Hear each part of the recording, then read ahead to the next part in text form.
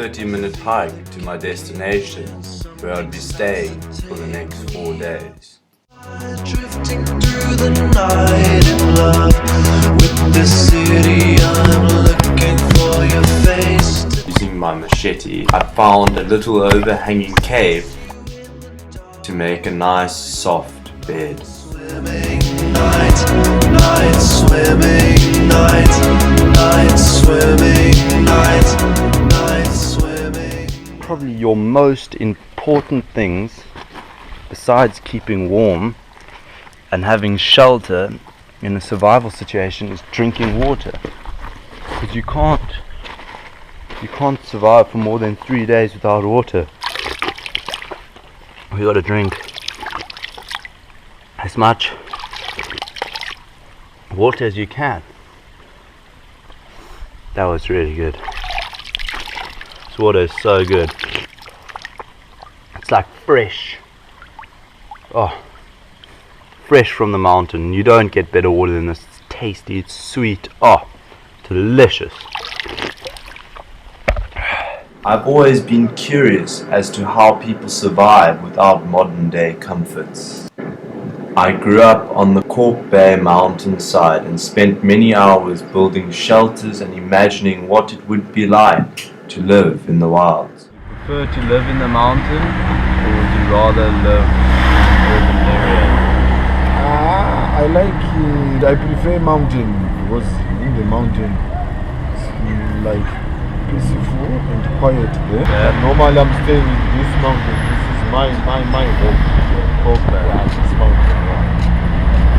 And I like also nature. Yeah. So I just live naturally, also like the animals. Light as they look up into the light, signs of wonder and suspense when I jump up. I then had to set up some traps.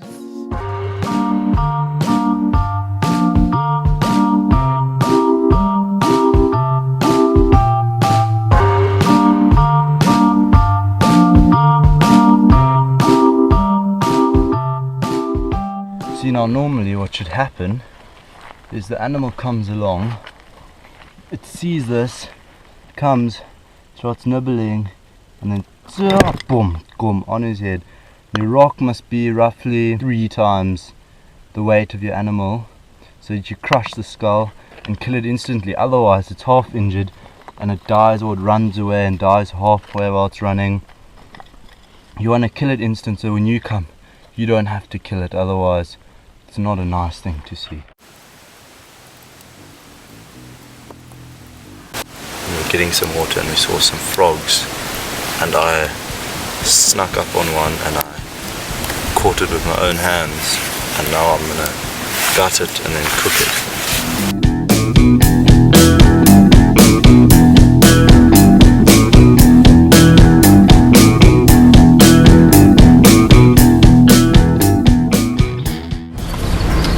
Hi, I'm Libo. So yeah, I lived in the bush because I'm a Xhosa man. So like, as an initiation to being a man in the tribe of Xhosas, we take boys to the bush where they live and learn like life there, teach them principles of life. We did some hunting there.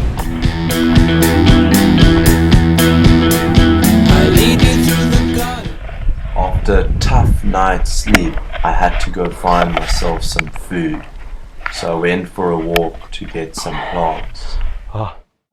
This plant over here is called a geel melkbos, which the root you can actually eat, but unfortunately it's quite dangerous to play with because there's white sap, which I seem to be getting a bit on my hand. Super poisonous. If it goes in your eyes, you'll probably go blind. Gets in your mouth, you start foaming, you start losing control of your muscles. Super dangerous, and you have to go to hospital. But otherwise you can use the poison to put on the tips of your arrows and shoot animals, to kill animals. That's what the Bushmen used to do that lived around this area.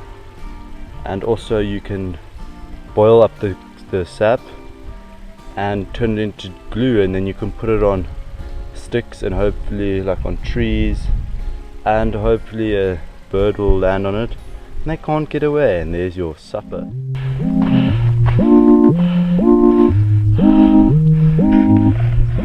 One of the most important things while you're in the bush, especially if you're there for a long time, is to keep your teeth clean. So you always got to brush your teeth, and if you forget your toothbrush, you'll have a big problem when you get tooth pains. And if you get stuck there, the last thing you want is to get toothache, and it just leads to a headache, and you get sick, and you don't want that happening. So now I'm gonna have to brush my teeth.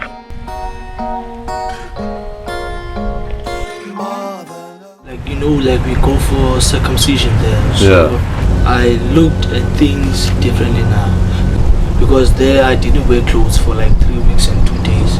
Like we had this white clay which we put in our bodies so that we smell like animals. And even if when it rained I didn't even feel cold. I was like, now I was a bushman there. Yeah, it was a part of me.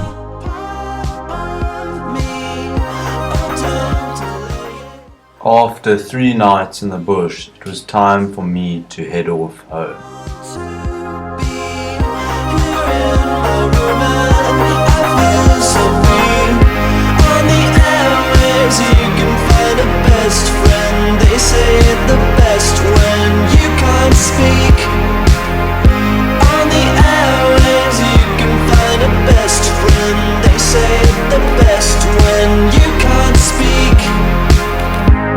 Something